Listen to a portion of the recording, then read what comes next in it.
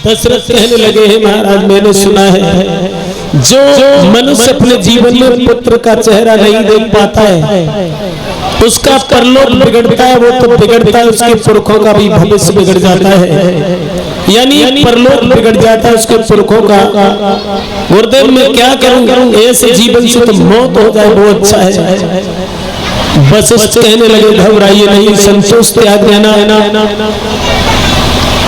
यानी दुख में कभी ज्यादा न तो दुखी होना चाहिए और सुख में न ज्यादा खुश होना चाहिए। कर्म करो अपना अपना, फल की इच्छा न करो, परमेश्वर के हाथ में फल है। सुख देना न देना और देकर के छीन लेना ये पार ब्रह्म परमेश्वर की लीला है। लेकिन आप पुत्र की कहते हो महाराज दशरथ तुम्हारे किस्मत में 4 लड़का है, लेकिन अभी नहीं कि धरो धीरा होइए सुतचारी और 14 भुवन सकल भयहारी। जवाब दिया तुम्हारे एक नहीं 4 लड़का पैदा हो गए।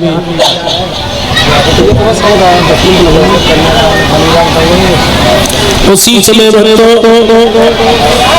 दशरथ से जब ये कहा महाराज तुम्हारे घर में एक नहीं 4 लड़का पैदा हो गए, बोले महाराज कब हो गए? जवाब दिया ऐसे नहीं, हम तुम्हारे घर में पुत्रेष्ठ यज्ञ कराएंगे और उस पुत्रेष्ठ यज्ञ में और इसी बीच में जो 50 रुपए भिजवा रहे हैं अथर्व भैया की तरफ से 50 रुपए हमारे भाई भाई और लिख रहे हैं छाप 50 रुपए राम नरेश यादव जी जो इसी गांव के बसने वाले हैं।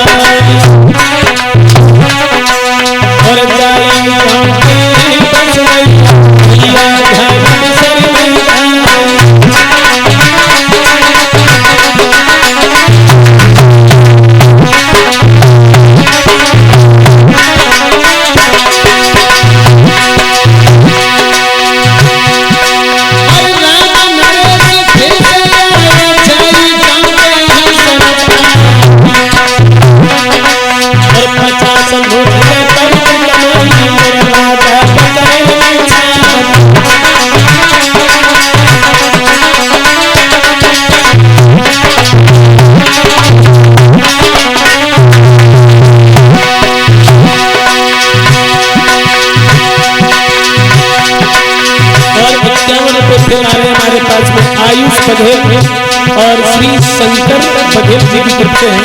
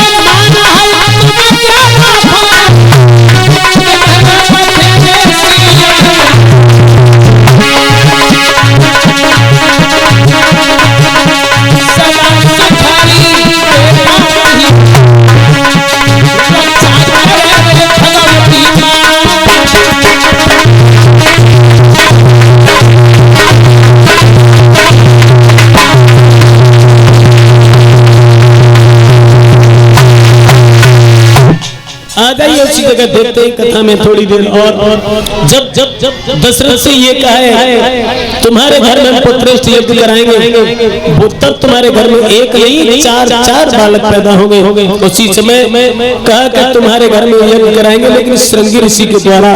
श्रृंगी ऋषि पुत्रेष्ठ यज्ञ करने में बड़े माहिर हैं, प्रकट विद्वान है। तो उसी समय वशिष्ठ श्रृंगी ऋषि को बुलाते हैं और सरयू नदी के किनारे पर यज्ञ यज्ञ रचाते हैं। तो उस यज्ञ यज्ञ परीक्षित महाराज ठीक 1 वर्ष तक तो यज्ञ यज्ञ चलाए वहां पर, और केवल 3 दिन पुत्रेष्ठ यज्ञ हुआ है।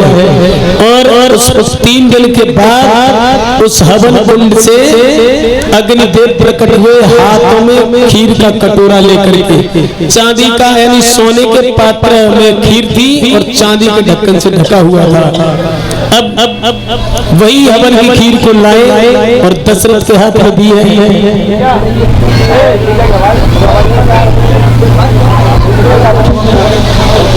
जब दिया है और ये कहा महाराज यही हवन की खीर ले जाओ, फिर तीनों रानियों में बांट देना। उसी वक्त महाराज दशरथ ने वो हवन की खीर ले जा करके तीनों रानियों में बांटी। कैसे बांटी?